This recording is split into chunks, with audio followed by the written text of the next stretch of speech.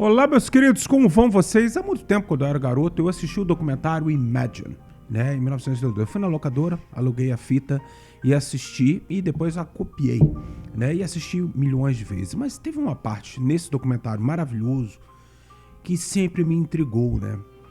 O fato de um cara ter entrado na casa do John Lennon lá em Tinterhurst Park e ele foi e conversou com o John Lennon. Então as câmeras das filmagens do filme que o John e Yoko estavam falando, chamado Imagine, né? Eles filmaram o rapaz chamado Kurt Claudio, né? Ele era um fã dos Beatles, um fã de John Lennon, e há muito mistério, porque as pessoas não sabem o que aconteceu com ele e qual foi a situação, como é que ele apareceu na casa do John Lennon, né, e tal, e teve aquela conversa com o John Lennon, e o que aconteceu com ele depois. Há um documentário sendo produzido há anos, chamado What Happened to Claudio, né? O que aconteceu com o Claudio. Eu vou contar para vocês, o documentário não está pronto, mas ontem eu estava fazendo umas pesquisas sobre os Beatles e tal, e aí esse vídeo continuava aparecendo na minha timeline, e aí eu fui fazer uma pesquisa e eu vou trazer para vocês o que eu consegui pegar aí de várias fontes sobre a história do Claudio. Meu nome é João Moura, esse aqui é Beatles Go, vamos lá.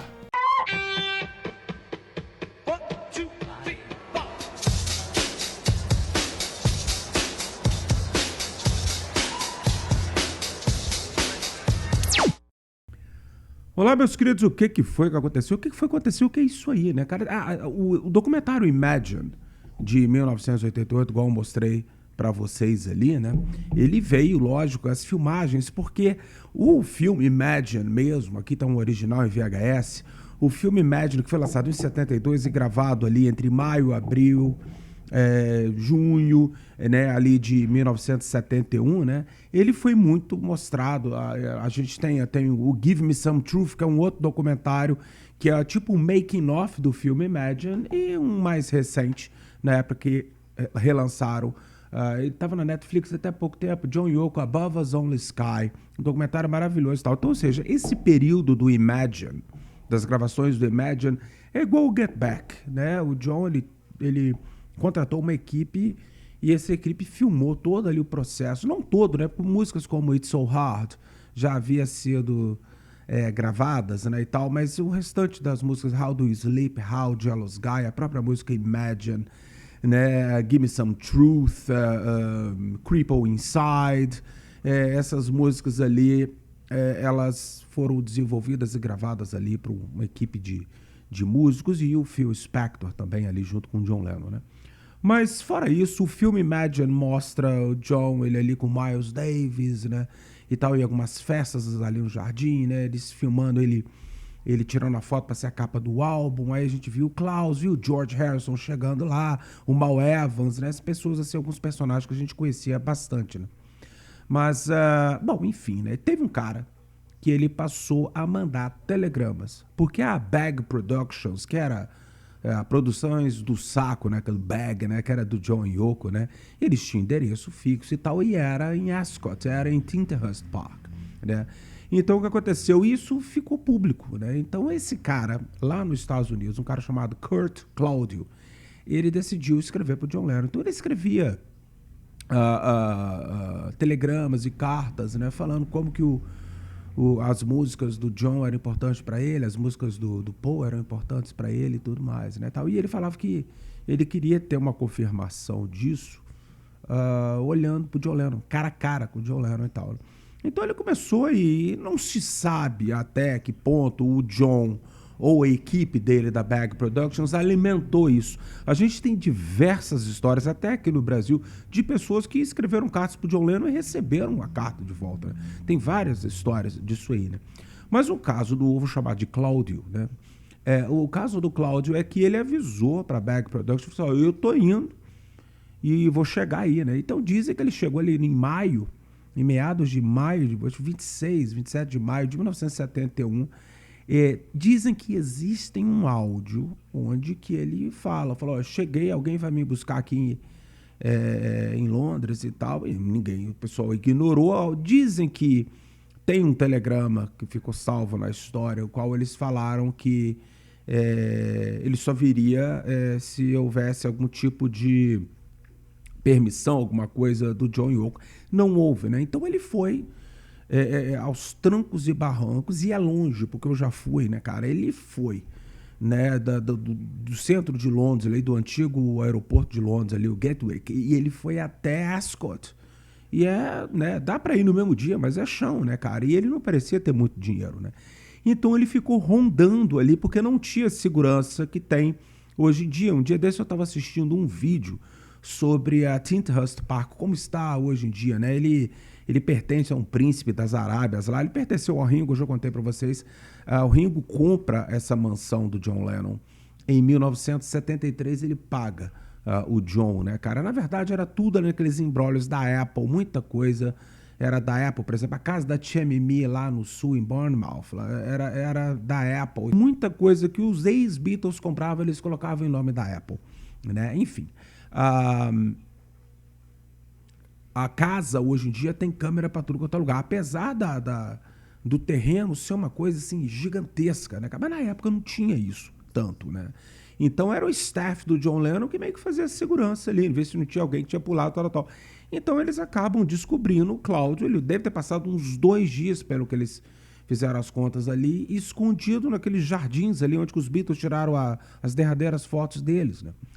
Enfim, conseguiram pegar o Cláudio e levaram. E aí ele ia botar ele pra fora, mas ele falou, ele pediu que, pô, sou americano, eu vim dos Estados Unidos, a única coisa que eu queria ver é o John cara a cara, que não sei o que e tal. Então o staff do John foi até a casa, cara, o centro ali e tal, daquele terreno ali do John Lennon ali e tal, da propriedade, desculpa. E aí o John falou, tudo bem, mas eu quero filmar. Que muito esperto, né? O John e o Yoko decidiram, falou assim, não, vamos colocar isso no filme, porra, e tal. Então eles colocam o pobrezinho do Cláudio ali, muito sujo e tal, mas um rapaz extremamente bonito, com essa beleza que eles falam europeia, né? Ele, apesar de ser americano, com um cabelo, com as mechas douradas, um olho azul muito bonito, as feições muito bonitas, mas muito sujo e tal, né? E aí tem essa conversa que eu me lembro que, como eu era garoto quando eu assisti, quantos anos eu tinha? Em 88, 89, eu devia ter 14, 15 anos naquela época ali.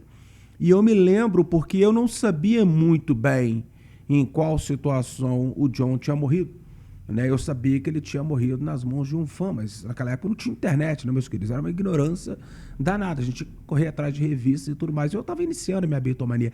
Então eu fiquei com pavor daquela cena. Eu falei, gente, será que eles filmaram o assassino do John Lennon? Mas eu sabia que muitos anos depois, quando o John morresse, 9 anos depois, teria uma foto do assassino do John com ele, né? Mas enfim. Mas eu só quero, eu gostaria de descrever a vocês o pavor que eu tive de ver aquela cena, né? Então aquele cara chega e aí o John conversa com ele, né? Não tem a cena inteira, nunca apareceu nem em Making Off, nem nos outros documentários, né? Mas deve ter, né? E aí o John fala com ele, você não pode se confundir com as minhas músicas. Se as minhas músicas são importantes para você, tudo bem, tal, mas eu sou apenas um cara que escreve as músicas. Então, às vezes as músicas fazem sentido, às vezes são só um jogo de palavras. Por exemplo, se for uma música de amor, porra, né? Eu amo a Yoko me ama e tal, eu coloco isso na música, né, cara? Às vezes eu falo assim, pô, é igual o John fala com ele. Hoje eu acordei, fiz cocô e tal, e tudo, mas se isso for relevante para as outras pessoas, bom, mas não deixa isso mexer com a sua vida. Então o Cláudio vira para ele e fala assim, mas eu achei que só de eu te ver, as coisas iriam, né, se encaixar, né? Mas o John falou, mas como é que se encaixa? Qualquer coisa se encaixa, garoto. Se você estiver doidão, né? Estiver usando droga, essas coisas aí, tudo se encaixa. Quando a gente quer, as coisas tudo se encaixam. Mas eu sou um cara que faz músicas, né? Então o tadinho do Cláudio, ele vira pro John e ele ainda fala, mas como você disse, garoto, você vai ter que levar aquele peso, você vai ter que carregar esse peso por um bom tempo. Ele falou assim, não, é o Paul que disse isso. Ele falou, é o Paul. Ele falou assim, foi o Paul que escreveu essa música e tal. Tá vendo? Às vezes não bate tal. Então você vê uma certa decepção nos olhos do Cláudio e vê que o John Lennon era, como o próprio John Lennon falou para ele, eu sou apenas um cara. Então eu sou um cara que escreve músicas, se as minhas músicas são relevantes e tudo mais. Mas, igual o Yoko Ono sempre falou ao longo dos anos, o John ficou preocupado porque aquele rapaz ali era fruto da música dele, né? Então se algum artista acha que ao produzir música, a escrever suas letras e tal, isso não vai ter um peso na vida de um fã, porra, pelo amor de Deus, né, cara? Por exemplo, a minha experiência, eu fui moldado pelos Beatles, mesmo sem querer, né? O fato de eu ter essa paixão pela música deles, né? Eu cresci, acredito que muitos de vocês e tal, tendo essa coisa, né, de escutar, ver o que ele tá falando, né? Às vezes concordar, às vezes não e tudo mais. Só que a gente cresce, a gente fica adulto, né, cara? A gente também não fica usando droga. Né? Hoje eu tenho uma compreensão muito grande que John, Paul, George e Ringo eram geniais, mas eram pessoas, eles não eram santos, né? E nem sabiam a verdade, não sabiam a resposta, o que era isso que o Cláudio queria. Ele falou pro John, eu pensei que ao te encontrar, tudo ia ficar claro e eu saberia a resposta. Aí ele ficou, mas que resposta?